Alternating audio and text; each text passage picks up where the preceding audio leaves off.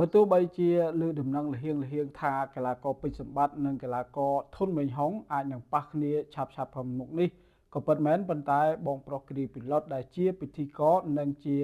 ប្រធានគូផ្គងប្រចាំស្ថានីយទូរទស្សន៍រស្មីហងមាសបានលើកឡើងបែបនេះបាទបងប្អូនប្រិយមិត្តប្រហែលជាបានដឹងខ្លះមកហើយតកតងជាមួយនឹងការប្រកួតរវាងកីឡាករពេជ្រសម្បត្តិជាមួយនឹងកីឡាករធុនមេញហុង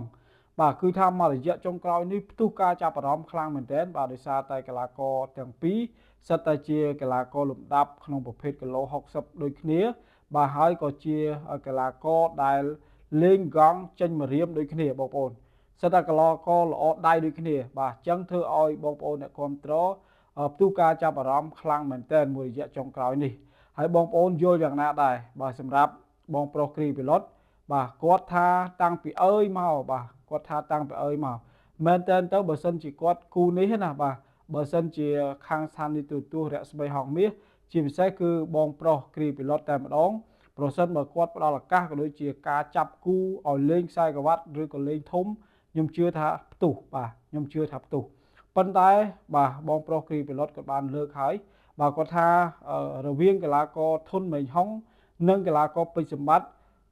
ផ្ទុះដឹងតែផ្ទុះហើយលេងបានដឹងតែលេងបានហើយបាទបើទោះបីជាបច្ចុប្បន្ននេះកីឡាករធុនមេញហុងរៀងខ្ចីបាទហៅថារៀងស្ទើរជាងកីឡាករពេជ្រសម្បត្តិបន្តិចបាទដោយសារតែពេជ្រសម្បត្តិគាត់ដើរអារឿងជួបលំដាប់ដើរអារឿងប្រជាប្រិយភាពគាត់ល្បីមុនប៉ុន្តែសម្រាប់កីឡាករធុនមេញហុងបច្ចុប្បន្នមិនខ្ចីទេបាទអាចប៉ះបានបាទរវាងកីឡាករពេជ្រសម្បត្តិនិងកីឡាករធុនមេញហុងគាត់ថាអាចប៉ះបានប៉ុន្តែគាត់អត់ចង់បាទគាត់អត់ចង់ឲ្យអ្នកទាំងពីរនេះប៉ះគ្នាគាត់ចង់ឲ្យអ្នកទាំងពីរនេះគឺធ្វើអតិរិទ្ធរៀងខ្លួនបាទមានន័យថាចង់ឲ្យអ្នកទាំងពីរប៉ះតែជាមួយនឹងកីឡាករបរទេសបាទទុកយកកីឡាករបរទេសលំដាប់មកប៉ះជាមួយនឹងអ្នកទាំងពីរនេះគឺអត់ខ្វះទេបាទគឺអត់ខ្វះទេប៉ុន្តែបែបណាក្តីបាទខាងស្ថានីយទូរទស្សន៍បាទតកបងប្រុស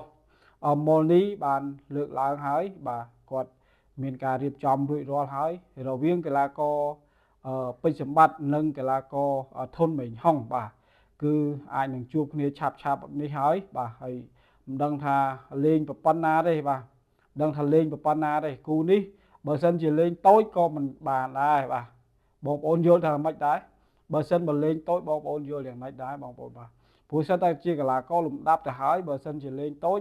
ដូចមិនសមឲ្យបងប្អូនបាទអញ្ចឹងប្រហែលជាអាចលេងធំហើយរវាងកីឡាករពេជ្រសម្បត្តិនិងកីឡាករធុនមេញហុងជាកីឡាករលំដាប់ដូចគ្នាបើសិនជាប៉ះគ្នាបាទបើសិនជាប៉ះគ្នាបងប្អូនយល់ថាធុនមេញហុងអាចទៅរួចជាមួយនឹងកីឡាករពេជ្រសម្បត្តិដែរទេហើយថាពេជ្រសម្បត្តិស្រួលមិនស្រួលអាចផ្្លាត់របស់កីឡាករធុនមេញហុងដែរឬទេបងប្អូនបាទ